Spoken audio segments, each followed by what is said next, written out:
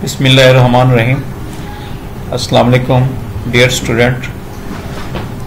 आज का जो हमारा टॉपिक है वो है बर्थ प्रोसेस के इन केस के प्रेगनेंसी कंप्लीट हो जाती है और उसका जो प्रेगनेंसी पीरियड है ह्यूमन बीइंग के अंदर वो मुकम्मल हो जाता है। तो इस प्रेगनेंसी पीरियड्स को हम लोग आमतौर पे ये देखते हैं कि 280 डेज में ये कंप्लीट होता है, लगभग 9 मंथ एंड 10 डेज के अंदर। अब बेसिकली ये प्रेगनेंसी को मेंटेन करने वाला जो हार्मोन है वो है प्रोजेस्टेरॉन। और प्रोजेस्टेरॉन हार्मोन जो है इसका बहुत सपोर्टिंग रोल है प्रेगनेंसी को मेंटेन करने के अंदर। अगर कोई भी इसमें डिस्टरबेंस आ जाती है प्रोजेस्टेरॉन की कंसंट्रेशन के अंदर या उसकी अंदर कोई कमी आ जाती है तो समटाइम क्या होता है कि वक्त से पहले ही प्री मैच्योर बर्थ हो जाती है, या जिसको हम क्या कहते हैं, मिसकैरेज कहते हैं। अब एम्ब्रियो की, ह्यूमन एम्ब्रियो की जो प्रोटेक्शन है वो कैसे होती है? ह्यूमन एम्ब्रियो जो बेसिकली है वो यूटरस के अंदर इनक्लोज होता है एक एमनियोटिक सैक लाइक स्ट्रक्चर्स के अंदर, जिसको क्या कहते हैं, एमनियोटिक सैक कहते हैं। और उसमें एक फ्लूइड होता है जिसका नाम है एमनियोटिक फ्लूइड। इसके दो काम है, एक तो उस एम्ब्रियो की प्रोटेक्शन करना, प्रोटेक्टिव बनाना उसको, और दूसरा यह है कि एज अ शॉक ऑब्जॉर्प्टिव के तौर पे ये काम करता है एमनियोटिक फ्लूइड्स। इसके बाद अगली जो फेज है उसकी वो है लैक्टेशन फेज। इसको मिल्क प्रोडक्शन भी हम कहते हैं। पिट्यूटरी ग्लैंड जो है, यहां से हार्मोन जो है ल्यूकोट्रोफिक हार्मोन्स LTH ये रिलीज होता है, और इसका बुनियादी तौर पे काम यह है कि मेमोरी ग्लैंड को लैक्टेशन के लिए स्टिमुलेट करना। और दूसरा यह कि प्लेसेंटा से भी एक हार्मोन रिलीज होता है, प्लेसेंटल लैक्टोजन हार्मोन्स। तो ये दोनों हार्मोन्स LTH और प्लेसेंटल लैक्टोजन जो है ये स्टिमुलेट करते हैं किसको, मेमोरी ग्लैंड को। किसके लिए? फॉर लैक्टेशन के लिए, कि जब बेबी इस दुनिया में आए तो उसकी फूड ऑलरेडी ही मौजूद होनी चाहिए। 3rd मंथ का जो ह्यूमन एम्ब्रियो होता है जो डेवलप कर रहा है यूट्रस के अंदर, उसको हम क्या कहते हैं, फीटस कहते हैं। और उस वक्त ऑलमोस्ट उसके मेजर ऑर्गन जो होते हैं वो डेवलप कर चुके होते हैं, यानी 12th वीक ऑफ प्रेगनेंसी के अंदर। बाकी जो है रिमेनिंग ड्यूरेशन जो है वो उसकी ग्रोथ का है, कि वो ग्रोथ को क्या करता है, इंक्रीज करता है बाकी रिमेनिंग मंथ के अंदर जो है। इसके बाद जो प्रोसेस है उसकी ग्रोथ का वो कंटिन्यू रहता है जब तक प्रेगनेंसी मैच्योर नहीं हो जाती। शुरू में एक ख्याल किया जाता था स्टार्ट में कि प्रोजेस्टेरॉन का लेवल मदर ब्लड के अंदर कम हो जाने की वजह से जो है वो लेबर पेन इंड्यूस हो जाता है और बच्चे की जो पैदाइश है वो हो जाती है। लेकिन रिसेंट स्टडीज ने बताया है कि जो खुद फीटस है उसकी बड़ी इन्वॉल्वमेंट है, ग्रेटर डिग्री की इन्वॉल्वमेंट है किसके अंदर, यानी डिलीवरी के अंदर। इस मैकेनिज्म को देखें कि एक्चुअली होता यह है कि जब प्रेगनेंसी ड्यूरेशन कंप्लीट हो जाता है तो फीटल पिट्यूटरी ग्लैंड से एक हार्मोन रिलीज होता है ACTH, एड्रीनोकार्टिकोट्रोफिक हार्मोन, जिसका डायरेक्ट इफेक्ट किसके ऊपर होता है, फीटल एड्रीनल ग्लैंड पे होता है। और फीटल एड्रीनल ग्लैंड वहां से एक और हार्मोन रिलीज करते हैं, कॉर्टिकोस्टेरॉइड्स हार्मोन। ये कॉर्टिकोस्टेरॉइड हार्मोन प्लेसेंटा को क्रॉस करता है, और प्लेसेंटा को क्रॉस करने के बाद ये मैटरनल ब्लड सर्कुलेशन में चला जाता है। और ये क्या काज करता है, ये डिक्रीज कर देता है प्रोजेस्टेरॉन को, क्योंकि आपको पता है कि प्रोजेस्टेरॉन जो है वो कंटिन्यूसली सीक्रेट होता रहता है और इसका क्या काम होता है कि प्रेगनेंसी को मेंटेन करना। जैसे ही यहाँ प्रोजेस्टेरॉन का लेवल डिक्रीज होगा तो यहाँ पे दो चीजें होंगी, एक रिलीज ऑफ ऑक्सीटोसिन हार्मोन और उसके साथ साथ ये क्या कर देगा, इंड्यूस कर देगा लेबर पेन को। अब यहां पे बेसिकली वेव्स ऑफ कंट्रैक्शन जो है वो स्टार्ट हो जाती हैं और ये वेव्स ऑफ कंट्रैक्शन शुरू में जो है यूट्रस के अंदर जो है वो तो कम होती हैं, लेकिन with the passage of time ये बढ़ती जाती हैं और ये इतनी स्ट्रांग होती है फ्रॉम टॉप टू बॉटम की तरफ कि बहुत ज्यादा फोर्स के साथ जो है ना यूट्रस वो कंट्रैक्ट करती है। शुरू में ये कंट्रैक्शन स्लो होती है, उसके बाद जो है होल यूट्रस जो है वो कंट्रैक्ट करना शुरू कर देती है और इसी दौरान जो है सर्वेक्स जो है वो भी डायलेट हो जाती है, यानी वो एरिया जो एक्सटर्नल जेनिटेलिया और यूट्रस के दरमियान था, सर्वेक्स जिसको कहा था, वो जरा डायलेट यानी फैल जाता है, थोड़ा सा ओपन हो जाता है और यूट्राइन कंट्रैक्शन जो है ये पूरी यूट्रस के अंदर फैल जाती हैं और ये स्ट्रॉन्गेस्ट कंट्रैक्शंस होती हैं, यानी टॉप से लेकर बॉटम यानी सर्वेक्स रीजन्स तक। तो उसका फायदा क्या होता है, उसका फायदा ये होता है कि पुशिंग द बेबी डाउनवर्ड्स, और बेबी को जब होल कंट्रैक्शन कर रहा होता है यूटेरस तो बेबी जो है वो डाउनवर्ड मूव करता है और फाइनली क्या होता है, बेबी डिलीवर हो जाता है। तो इसके साथ साथ जो अम्बेलिकल कार्ड है, अम्बेलिकल कार्ड बेसिकली वो एक कनेक्शंस है जो प्लेसेंटा और फीटस की बेली रीजन्स के दरमियान में होता है। बेसिकली इसमें दो आर्टरीज होती हैं और एक वेन्स मौजूद होती है और ये बड़ा डेलिकेट सा होता है और क्योंकि बेबी की ड्यूरिंग प्रेगनेंसी मूवमेंट भी रहती है, तो जैसे ही बेबी डिलीवर होता है तो ये वो उसके साथ ही बेबी के साथ बहर आ जाता है, जिसको फिर बाद में क्या कर दिया जाता है, वहां से कट कर दिया जाता है, सेपरेट कर दिया जाता है और बेबी जो है वो रिलीज हो जाता है, कहां से, मदर से। अम्बेलिकल कॉर्ड की डेफिनेशन ये है कि it is a special tube present between the abdomen of foetus and placenta के दरमियान। Basically it is used for exchange of maternal between placenta and foetus के दरमियान जो एक्सचेंज ऑफ मटेरियल है वो होता रहता है। अच्छा, उसके बाद जो है जब बेबी डिलीवर हो जाता है तो विद इन 10 to 45 मिनट्स के बाद जो यूट्रस है वो कंट्रैक्ट करना शुरू कर देता है और उसका फायदा क्या होता है कि प्लेसेंटा जो मौजूद होता है वो सेपरेट हो जाता है from the wall of uterus से और प्लेसेंटा जो है वो वेजाइनल ओपनिंग के जरिए से वहां से बाहर निकल जाता है। तो इस फिनोमिना को क्या कहते हैं हम लोग, आफ्टर बर्थ कहते हैं। ये तकरीबन 10 से 45 मिनट्स के अंदर ये सारे का सारा प्रोसेस जो होता है वो कंप्लीट होता है और इसी सारे प्रोसेस के अंदर जो है वो ब्लीडिंग भी स्टार्ट रहती है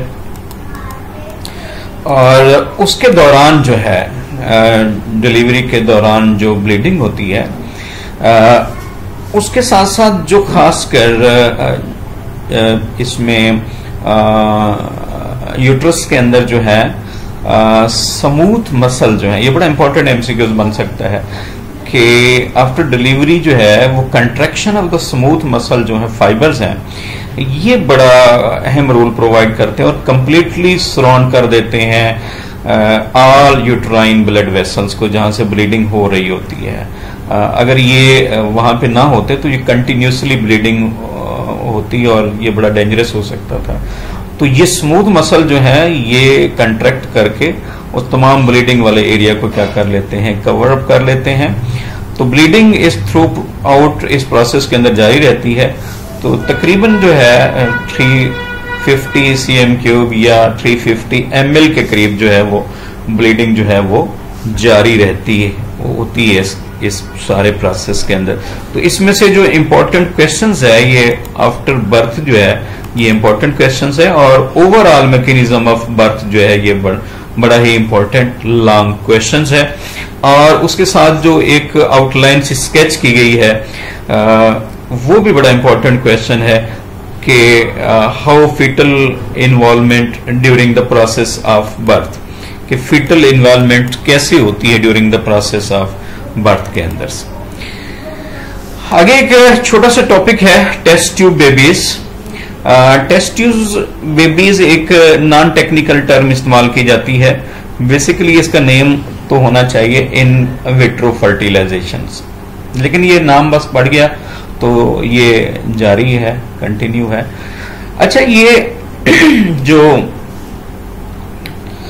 इन विट्रो फर्टिलाइजेशन है या टेस्ट ट्यूब बेबीज है, तो इसको थोड़ा सा कंसेप्ट पहले क्लियर करें कि ये इसका हरगिज ये नहीं मतलब कि टेस्ट ट्यूब के अंदर ही बेबीज की डेवलपमेंट्स होती है। टेस्ट ट्यूब सिर्फ इस प्रोसेस को आगे समझाते हैं कि सिर्फ फैसिलिटेट करता है यूनियन ऑफ गैमेट्स तक। ये वो पेरेंट्स होते हैं कि जो अनेबल होते हैं नॉर्मल मेथड इस्तेमाल, मतलब उनके नॉर्मल मेथड से जो होता है वो प्रेगनेंसी नहीं हो सकती, उनमें बहुत सारे प्रॉब्लम्स हो सकते हैं मेडिकली जो हैं। तो फिर ये प्रोसेस उनको क्या किया जाता है, तजवीज़ किया जाता है इन विट्रो फर्टिलाइजेशन या टेस्ट ट्यूब बेबीज। इसमें क्या होता है कि फीमेल को ट्रीटमेंट्स दी जाती है, एम्ब्रियो हार्मोन्स की ट्रीटमेंट दी जाती है ताकि उनके अंदर मल्टीपल एग जो हैं वो ओवरी के अंदर प्रोड्यूस हों। और उसके बाद जो है वो एग जब रिलीज होता है तो उस ड्यूरेशंस में उसको फेलोपियन ट्यूब से टेकअप कर लिया जाता है उस एग को। अच्छा जी, उसके बाद आप देख रहे हैं कि the women is given hormone treatments to stimulate the egg productions. उसके बाद क्या करते हैं कि वो मल्टीपल एग जो हैं वो टेकअप कर दिए जाते हैं फ्रॉम द वुमेन ओवरीज, और उसको फिर लैब के अंदर कहाँ लेके आते हैं हम लोग, एक पेट्री डिश के अंदर या एक टेस्ट ट्यूब्स के अंदर।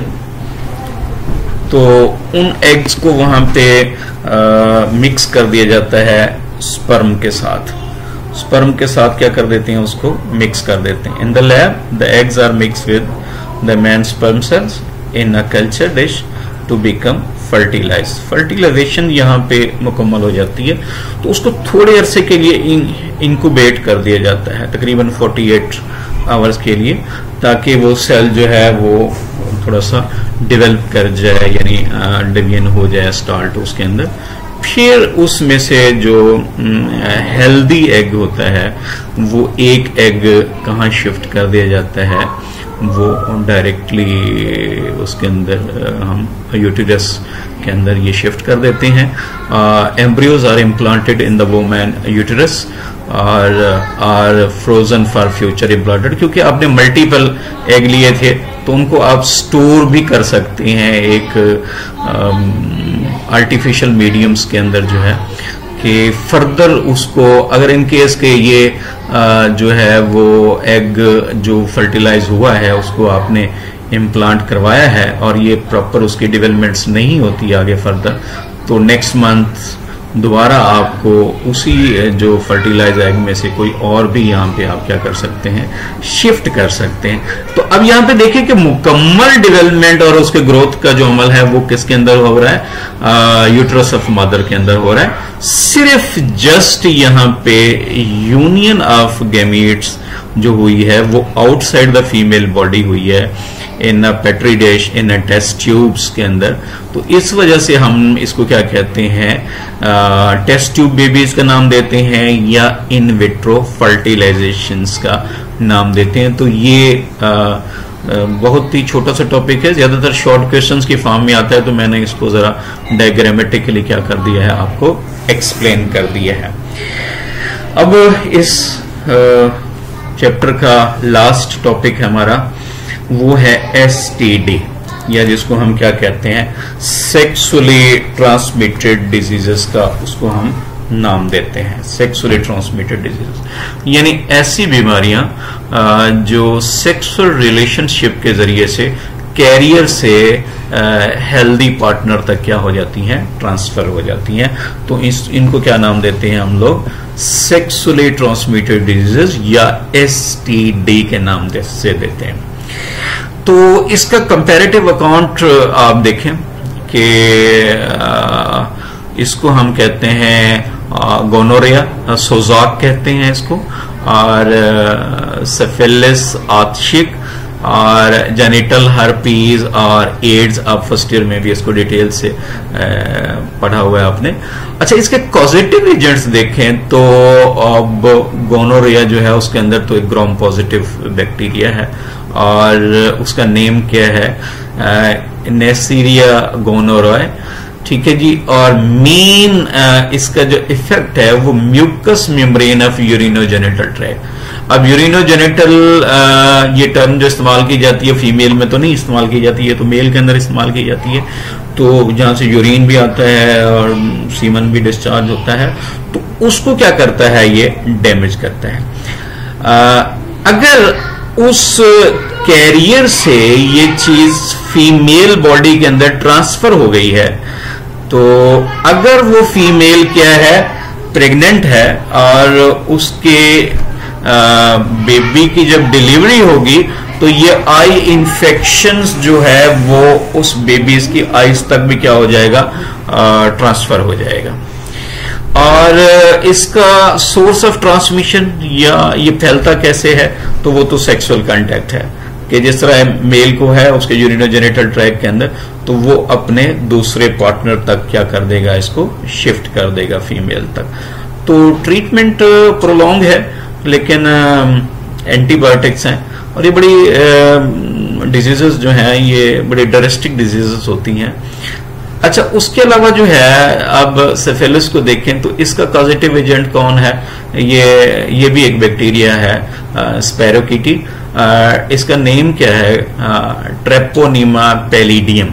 ये बड़े इंपॉर्टेंट है, इसका काज और इनका जो एजेंट्स हैं वो कौन कौन से हैं, ये अक्सर आपसे पेपर में MCQs के तौर पे पूछ लिए जाते हैं। अच्छा, इसका मेन पार्ट्स कौन से हैं जो इफेक्ट करते हैं, ये डैमेज करता है रिप्रोडक्टिव ऑर्गन्स को, वो मेल का है या फीमेल्स का है, और खासकर आईज और बोन, जॉइंट्स को, सेंट्रल नर्वस सिस्टम को, हार्ट को और स्किन को, ये तमाम चीजों को वो क्या करता है, डैमेज करता है, जो जिसके अंदर ये क्या कर रहा होगा, इन्फेक्ट कर रहा होगा। इसका भी सोर्स क्या है ट्रांसमिशन का, सेक्सुअल कांटेक्ट्स है, और इसकी ट्रीटमेंट भी क्या है, एंटीबायोटिक्स है, और काफी प्रोलॉन्ग ट्रीटमेंट इसकी भी होती है।